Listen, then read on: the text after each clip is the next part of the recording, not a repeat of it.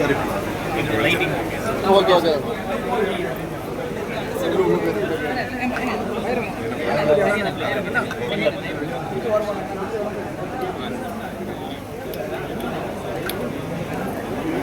கொஞ்சம் கொஞ்சம் ஐயா இந்த மற்றவங்களாம் எடுங்க பிரஸ் மட்டும் தான் மற்றவங்களாம் எடுங்க எடுங்க வெளியில வாங்க எல்லாரும் தினவேல் எடுக்காதீங்க யாரா இருந்தாலும் மைக் நீங்க சொல்லுங்க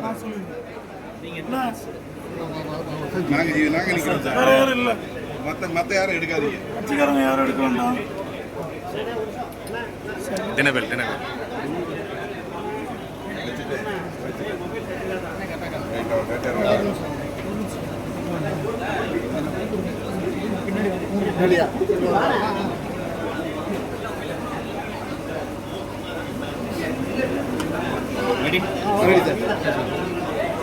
அனைவருக்கும் தமிழ் வணக்கம்.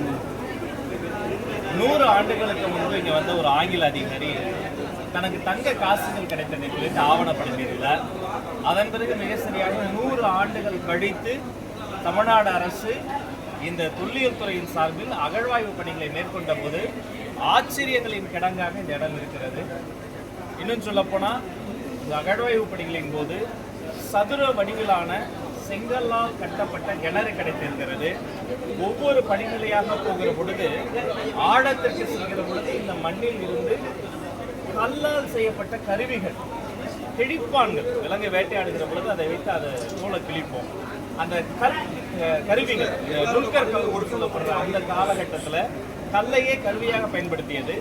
அதன் பிறகு அடுத்த கட்டத்தில் இரும்பால் செய்த பொருட்கள், ஆணிகள் போன்ற விஷயங்கள். அப்போ அந்த காலத்திலே நம்ம இரும்பு காலம் எப்போன்னு பார்க்கணும்.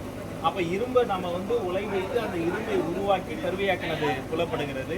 கற்கருவிகள் இருந்தது தெரிய வருகிறது. கிளாஸ் பீச், அந்த மணிகள்லாம் கிடைப்பதை பார்க்கிற பொழுது அதனுடைய தொன்மை நமக்கு விளங்குகிறது. அது மட்டுமல்ல, 100 ஆண்டுகளுக்கு முன்பு எப்படி தங்கம் கிடைத்ததோ அதே போல இப்போதும் தங்கத்தால் செய்த பீட்ஸ் கிடைக்கிறது. நம்ம ஆட்சிகள்லாம் காதில் போடுவோமே அந்த தோடு, துங்கட்டால், இப்படி பல்வேறு கருவிகள் கிடைக்குது. ஒரு பகடைக்காய் கிடைச்சா தொழில் துறையில் அவங்க தன்னிறைவை அடைந்த சமூகம்னு அதிகாரிகள் சொல்கிறாங்க. தன்னிறைவு அடைந்து பசிப்பினி இல்லாது அப்போ அந்த மற்ற பொழுதுகளில் விளையாடுவதற்காக அந்த பகடைகளை அவங்க உருவாக்கிறாங்க. அது கிடைத்திருக்கிறது. பொக்கிஷமான பல விஷயங்கள் கிடைத்திருக்கிறது. மிக முக்கியமான ஒரு விடை கிடைத்திருக்கிறது. என்ன தெரியுமா? சிந்து சமவெளி விட்ட இடமும் நம்முடைய சங்ககாலம் தொட்ட இடமும் உண்மை என்பதற்கு அறிவியல் பூர்வமான ஆதாரங்கள் கிடைத்திருக்கிறது. இதையெல்லாம் நம்ம கார்பன் டேட்டிங்லாம் பண்ணி முறைப்படி அறிவியல் ஆதாரத்தோடு நிரூபிக்கும் போது கீழடி அல்ல, கீழடிக்கு பல 100 ஆண்டுகளுக்கு முன்பே இங்கேயும் ஒரு மாபெரும் நாகரிகம் இருப்பதற்கான ஆதாரங்களை நிரூபிக்க முடியும் என்பதை மிகுந்த மகிழ்ச்சியோடு வாஞ்சையோடு இந்த நொடியில் நான் சொல்லிக் கொள்கிறேன். இன்னும் அடுத்த அகழாய்வு பணிகள் நடைபெறுகின்றன. இந்த இடத்துல சுற்றி இருக்கக்கூடிய அந்த இடங்களையும் ஆய்வு செய்யக்கூடிய பணிகள் நடைபெறுகின்றன. முறைப்படி அகழ்வாய்வு பணி நிறைவு பெறுகிற பொழுது இன்னும் ஒரு உலகத்திற்கே நாம் ஒரு மூத்த நாகரிகத்தை கொடுத்த ஒரு பெருமைக்குரிய ஒரு இடமாக மற்றும் ஒரு கீழடியை இங்கிருந்து நம்ம பறைசாற்ற முடியும். இது மற்றும் ஒரு கீழடி என்பதை உங்களிடம் நான் கூறுகிறேன்.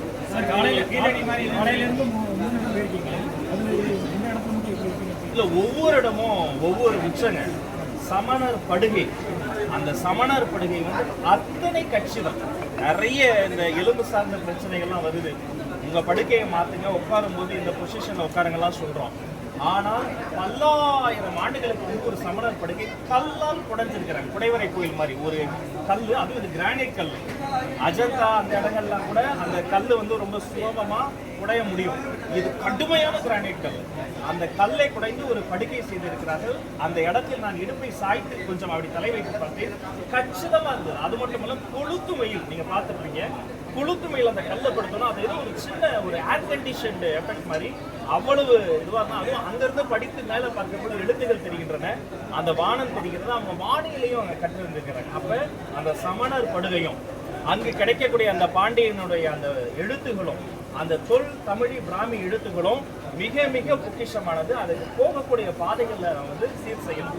அதன் பிறகு கீழடி போனோம். சொல்லும் போதே சிலிர்க்கிறது.